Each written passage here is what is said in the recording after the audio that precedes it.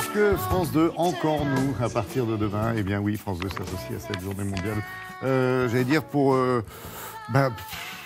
le bienfait, pour le bien-être du monde animal assez malmené ces derniers temps. C'est le moins que l'on puisse dire. Aujourd'hui, avec vous, Natacha, on va aborder un autre volet de notre relation aux animaux. On a vu ce qu'il nous apportait dans le cadre d'opérations, j'allais dire, avec de soutien. Voilà, très bien, j'aime beaucoup le mot. Focus ce matin sur l'intelligence animale. On s'est aperçu effectivement, il y a quelques dizaines d'années, que les grands singes, notamment, étaient assez proches de nous, finalement. Effectivement, mais ça n'a pas toujours été une évidence. Il faut remonter un petit peu avant les années 60 pour qu'on prenne conscience de l'intelligence de ces animaux. 1957, un paléontologue de renom, il s'appelle Louis Leakey, vous allez découvrir son visage, décide de demander une subvention à National Geographic pour aller étudier les chimpanzés. Et pour ce faire, comme il craignait un petit peu le monde scientifique, et il pensait qu'en étudiant les chimpanzés, il allait remonter à l'histoire de l'humanité. Il cherche une personne qui ne soit pas une scientifique, qui soit vierge de tout a priori sur les singes. Et il trouve une jeune secrétaire anglaise âgée de 26 ans, qui aujourd'hui est mondialement connue et reconnue. Elle s'appelle Jane Goodall. Il va envoyer cette jeune femme étudier les chimpanzés sauvages. Quelques années après, il fait la même chose pour les gorilles. Cette fois-ci, il tombe sur une Américaine. Elle s'appelle Dian Fossey, pas besoin de la présenter aujourd'hui. Mais à l'époque, pareil, elle était vierge de toute connaissance scientifique, donc c'était la personne adéquate. Il y a quand même une certaine empathie pour les animaux. Ah bah bien sûr, bien sûr. Très favorable. Ça, c'était la base. Et puis il va faire la même chose pour les orang-outans en envoyant une Canadienne beaucoup moins connue.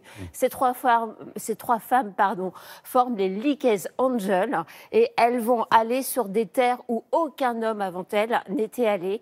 Regardez, on a des images exceptionnelles fournies par National Geographic de Jane Goodall et de Dian Fossey.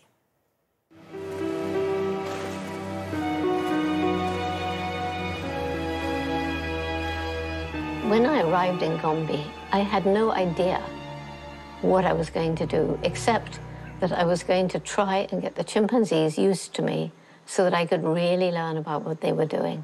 Quelques années plus tard, la jeune Dian Fossey allait vivre les mêmes difficultés avec les gorilles des montagnes, une espèce vivant à 3000 mètres d'altitude dans le parc des volcans au Rwanda.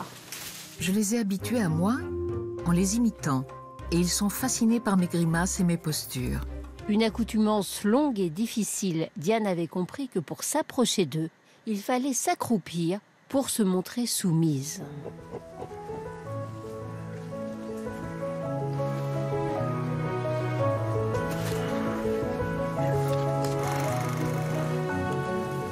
Months of patient and tireless observation, I'd been rewarded.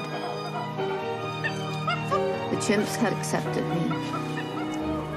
Staring into the eyes of a chimpanzee, I saw a thinking, reasoning personality looking back.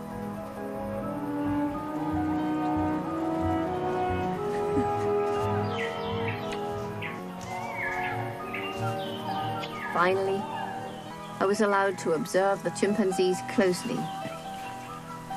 I learned that chimpanzees spend long hours in grooming sessions. They, like us, need friendly contact and reassurance.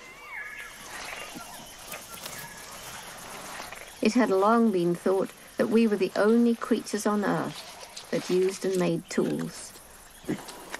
Man the toolmaker is how we were defined. It was hard for me to believe what I'd seen.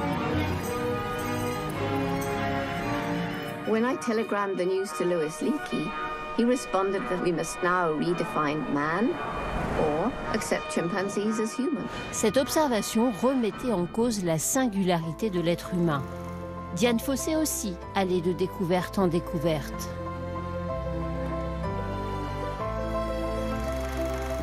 Our study of chimpanzees had helped to pinpoint not only the similarities between them and us, but also those ways in which we are most different.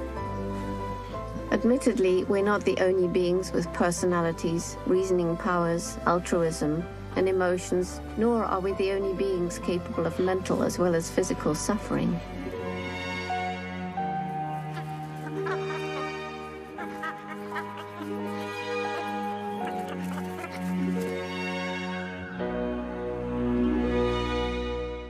Mais c'est aussi simple que ça, c'est toujours aussi beau. Merci beaucoup, Natacha.